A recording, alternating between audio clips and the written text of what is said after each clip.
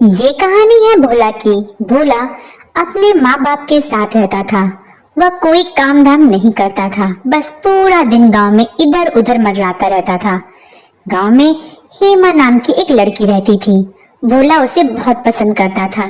एक दिन भोला ने हेमा से कहा, मैं तुम्हें बहुत पसंद करता हूँ, तुमसे शादी करना चाहता हूँ। ये सुनकर हेमा भोला पर गुस्सा हो जाती है और कहती है, अगर दोबारा ऐसा कहा तो थप्पड़ मारूंगी, और इतना कहकर वहां से चली जाती है। तभी भोला का दोस्त सोहन वहां आ जाता है और पूछता है, क्या बात है भाई, हेमा क्या कह रही थी तुमसे? तब भोला सोहन से कहता है, अरे कुछ नहीं, अपने प्यार का इजहार कर रही थी। तब सोहन कहता है, तू पागल हो गया है? गांव के कुछ लोग कहते हैं ये एक चुड़ैल है, कुछ लोगों ने इसके उल्टे पैर भी देखे हैं। भोला को सोहन की बात अच्छी नहीं लगती। वह बोलता है कि तू और गांव वाले पागल हो गए हैं, जो इतनी सुंदर लड़की को चुड़ैल बोलते हैं। मैं तो इसी से शादी करूंगा। फिर भोला अपने घर आ जाता है और अपने माता पिता से कहता है, माँ माँ, मेरी उम्र हो गई है शादी की, एक सुंदर सी लड़की देखकर मेरी शादी करा दो। ये सुनकर भोला का पिता गुस्सा हो जाता है और कहता है कि और कोई अरमान हो तो वो भी बता दे, एक साथ ही पूरा करा देंगे। सारा दिन आवारा की तरह इधर उधर घूमना है, कुछ काम धाम करना नहीं है। पहले कुछ काम करके पैसे कमा ले, फिर तेरी शादी भी करा देंगे। फिर भोला अपने माँ से कहता है, देखो ना माँ, पिताजी बस हमेशा मेरी बेइज्जती करते रहते हैं। अगर यही चलता रहा तो मैं किसी दिन घर छोड़कर चला जाऊंगा। तब भोला की माँ कहती है, अच्छी आप भी ना, हमारे पास किस चीज की कमी है? जब देखो मेरे बेटे को ताना मारते रहते हो। कितना सीधा है मेरा बेटा, जैसा नाम वैसा काम। फिर भोला अपनी माँ से कहता है, माँ मुझे हेमा बहुत पसंद है, तुम उसके घर मेरा रिश्ता लेकर जाओ। अगले दिन भोला की माँ हेमा के घर रिश्ते की बात करने जाती है और वहां जाकर अपने पैसों का रुआब दिखाने लगती है और कहती है, तुम्हारी बेटी बहुत किस्मत वाली है, जो मेरे बेटे ने उसे पसंद किया है। तुम अपनी बेटी की शादी मेरे बेटे से करा दो। तब हेमा का पिता कहता है, वो तो ठीक है बहन जी, पर हम लोग बहुत गरीब हैं और आपको देने के लिए हमारे पास कुछ भी नहीं है। तब भोला की माँ कहती है, अरे हमें कुछ चाहिए भी नहीं, हमारे पास सब कुछ है, बस तुम अपनी बेटी की शादी मेरे बेटे से करा दो। अगले दिन हेमा और भोला की शादी हो जाती है। भोला हेमा से शादी करके बहुत खुश होता है, पर हेमा नहीं। रात होने पर दोनों अपने कमरे में सो रहे होते हैं। तभी हेमा उठती है और सीधा घर के बाहर चली जाती है और घर से निकलकर जंगल की ओर चल देती है। भोला के दोस्त सोहन को उस पर पहले से ही शक था, इसलिए वे हेमा पर नजर रखे हुए होता है और सोहन हेमा का पीछा करने लगता है। तभी चलते चलते हेमा के पैर उल्टे होने लगते हैं और देखते ही देखते हेमा चुड़ैल में बदल जाती है और वे गुफा के अंदर घुस जाती है। ये सब देखकर सोहन की आंखें फटी की फटी ही रह जाती हैं और वे सीधा भागता हुआ भोला के पास जाता है। सोहन भोला के घर पहुंचकर उसे खिड़की से आवाज देता है। तब भोला आधी नींद से उठकर सोहन से कहता है कि अरे भाई सोहन, क्या हुआ, इतनी रात को तुम यहाँ क्यों आए हो?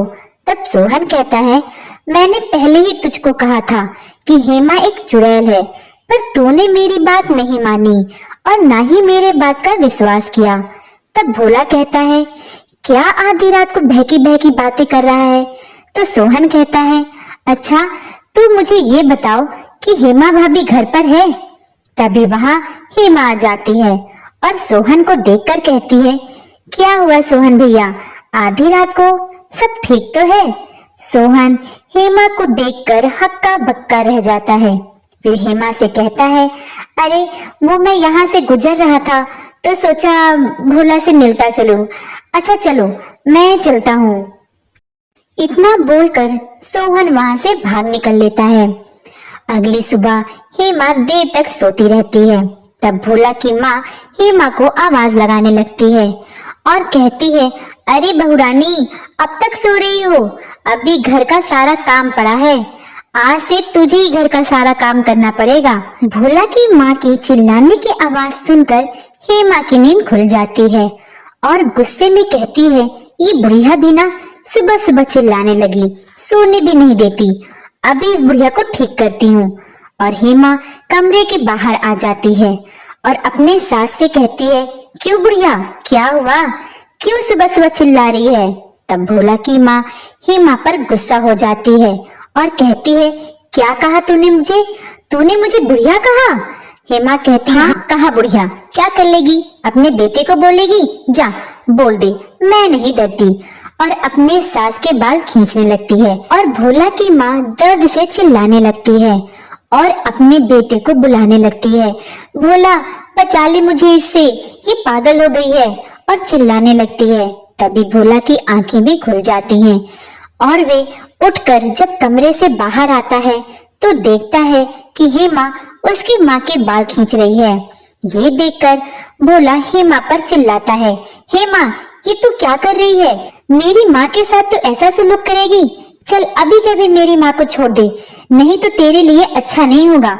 फिर हेमा भोला की माँ को छोड़कर अपने कमरे में चली जाती है। फिर भोला परेशान होकर घर से बाहर चला जाता है। वहाँ उसका दोस्त सोहन मिलता है। सोहन भोला से पूछता है, क्या हुआ भोला भाई, इतने परेशान क्यों हो, क्या तुम्हें पता चल गया कि तुम्हारी पत्नी एक चुड़ैल है। तब भोला कहता है, बस कर सोहन, मैं सुबह सुबह मजाक के मूड में नहीं हूँ, आज तो हेमा ने हद ही कर दी, वे माँ के बाल पकड़कर उनके साथ बदतमीजी कर रही थी।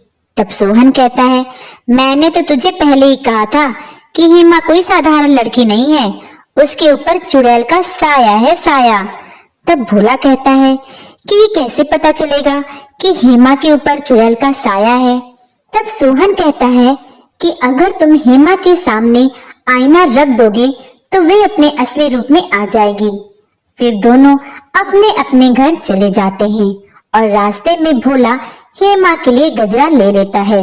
घर पहुंचकर भोला हेमा को गजरा दे देता है।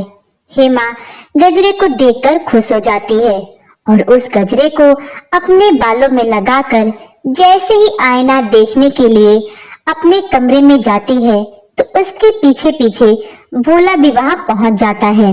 हेमा जैसे ही आईने के सामने आती है तो आईने में उसका असली चेहरा दिखने लगता है और ये चुड़ैल में बदल जाती है।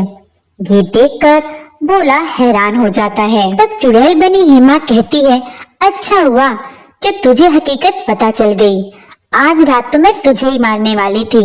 ये देखकर भोला वहां से चिल्लाते हुए भागता है, सोहन भाई मुझे बचा लो, सोहन भाई मुझे बचा लो, तुम सच ही कह रहे थे, मेरी पत्नी चुड़ैल निकली। और भोला सोहन के घर पहुंच जाता है। वहां सोहन अपने दोस्त को इस तरह परेशान देखकर पूछता है, क्या हुआ। तब भोला उसे सारी बात बता देता है। तब सोहन की पत्नी कहती है, अरे अपने दोस्त को कह दीजिए यहाँ से चला जाए, नहीं तो वो चुड़ैल इसके पीछे पीछे यहाँ भी आ जाएगी और इसके साथ साथ हमें भी मार डालेगी, इसे अभी के अभी घर के बाहर निकालो। तभी दरवाजे पर जोर जोर से खटखटाने की आवाज आने लगती है। वे सब लोग डर जाते हैं। सोहन की पत्नी कहती है, मैंने आपसे कहा था ना जी, इसे घर से निकाल दो, अब इसके साथ साथ ये चुड़ैल हमें भी मार डालेगी। तब सोहन कहता है, अरे भगवान चुप हो जा, ऐसा कुछ भी नहीं होगा, क्योंकि मैं एक ऐसे व्यक्ति को जानता हूँ जिसके सामने ये क्या कोई भी भूत चुड़ैल नहीं टिक सकता। वे भागते हुए अंदर की तरफ जाता है और अंदर से हनुमान जी की मूर्त अपने साथ ले आता है और भोला से कहता है, चलो भाई भोला, इस चुड़ैल का सामना करते हैं और इसे मजा चखाते हैं। भोला और सोहन चुड़ैल के सामने हनुमान चालीसा जोर जोर से पढ़ने लगते हैं। चुड़ैल कुछ भी नहीं कर पाती और वे हनुमान चालीसा के नाम मंत्र चलने लगती है और कुछ देर में ही वे जल के खाक हो जाती है। तो दोस्तों, आपको कहानी कैसी लगी?